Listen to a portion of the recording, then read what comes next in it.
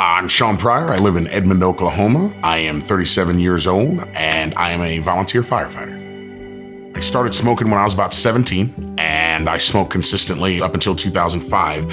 And I started dipping tobacco, and that didn't stop for years. Unfortunately, I was also still a smoker, so I smoked and dipped together for many years, which obviously is horrible. I did quit, and I quit for some years, and then joined the fire department. First, I started dipping because everybody dips. Everybody dips, that's just the thing.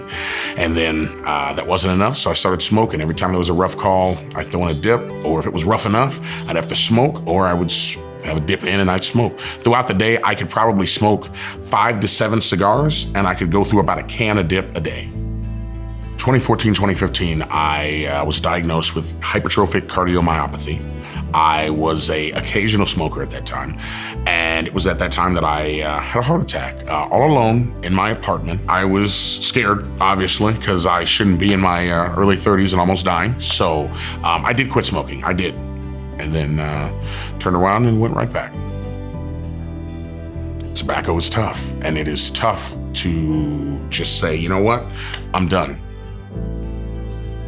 And my son one day, he found my wrapper, he found the wrapper from the cigars that I was smoking. He's like, Dad, you need to quit. That hurt me, that killed me. And my son said to me, Dad, I want you to quit.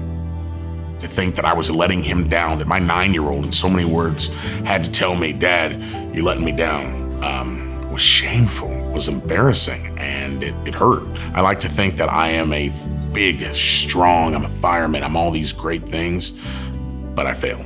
It was hard for me to swallow my pride and go to the doctor and say I need help, because I am not the I need help guy. He showed me this phone number for 1-800-QUIT-NOW, and I said, what is this? What is this? It's just a bunch of paper. I don't want to read this. Just, give me something and send me on my way so I can leave. And I didn't realize that him giving me this was going to open up a new door. This time, I got something that I didn't have before, which was the support of other people saying, hey, you know what? Hang in there. Hey, you can do this. The people that I talked to were so encouraging, still to this day, as of yesterday, were so encouraging, that are absolutely phenomenal. And I had people in my corner that I didn't expect.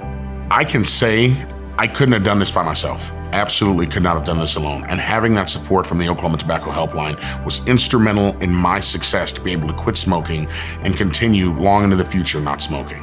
If you can't quit for yourself, find a motivation and quit. I live for Riley, I breathe for Riley.